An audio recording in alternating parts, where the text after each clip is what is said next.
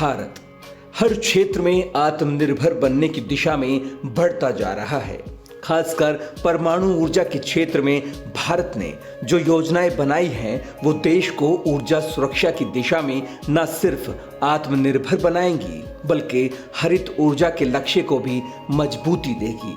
प्रधानमंत्री नरेंद्र मोदी का उद्देश्य है कि भारत 2047 तक परमाणु ऊर्जा उत्पादन को कई गुना बढ़ा देगा और प्रधानमंत्री नरेंद्र मोदी के इसी उद्देश्य को सुनिश्चित करने के लिए केंद्रीय ऊर्जा एवं शहरी विकास मंत्री मनोहर लाल थर्मल आधारित बिजली परियोजनाओं को लेकर गंभीरता से कदम उठा रहे हैं और भविष्य में ऊर्जा की खपत को देखते हुए सौर ऊर्जा की नई परियोजनाओं को भी तेजी से लागू कर रहे हैं।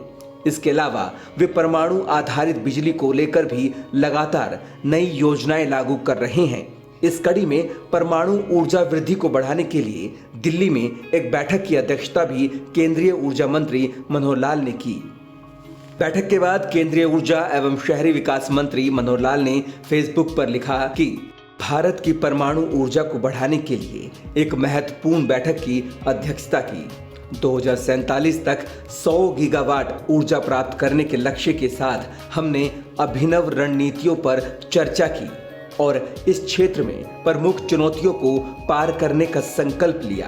परमाणु ऊर्जा आने वाले वर्षों में भारत की ऊर्जा सुरक्षा की आधारशिला साबित होगी और आज भारत तेजी से परमाणु ऊर्जा में आत्मनिर्भर बनने की ओर अग्रसर है। केंद्रीय ऊर्जा मंत्री मनोहर लाल का कहना है कि ऊर्जा मंत्रालय की ओर से ऊर्जा के सदुपयोग को लेकर भी कई मंचों पर जागरूकता अभियान चलाया जा रहा है, जिसके तहत आम लोगों को ये बताया जा रहा है कि एलईडी बल्ब के जरिए खपत कम की जा सकती है। तो वहीं इन गर्मियों के मौसम में अगर 5 स्टार एसी का प्रयोग किया जाए और तापमान 24 डिग्री पर सेट कर दिया जाए तो बिजली की खपत काफी कम हो सकती है। आपको बता दें कि सरकार ने इस साल अपने संघीय बजट में निजी कंपनियों के साथ साझेदारी करके छोटे परमाणु रिएक्टर विकसित करने का प्रस्ताव रखा था ताकि कार्बन डाइऑक्साइड उत्सर्जन न करने वाले स्रोतों से बिजली की मात्रा बढ़ाई जा सके। खुद केंद्रीय ऊर्जा मंत्री मनोहर लाल का मानना है कि राज्यों को उन स्थानों पर परमाणु ऊर्जा संयंत्र स्थापित करने पर विचार करना चाहिए जहां कोयला आधारित ताप विद्युत संयंत्रों ने अपना जीवन काल पूरा कर लिया है।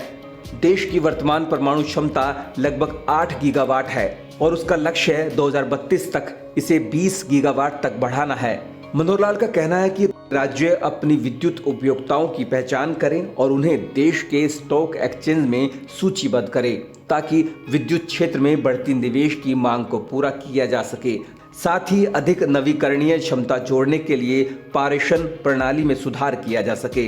भारत ने 2070 तक शुद्ध शून्य कार्बन उत्सर्जन लक्ष्य हासिल करने का संकल्प लिया है और 2030 तक 500 गीगावाट नवीकरणीय ऊर्जा का लक्ष्य रखा है।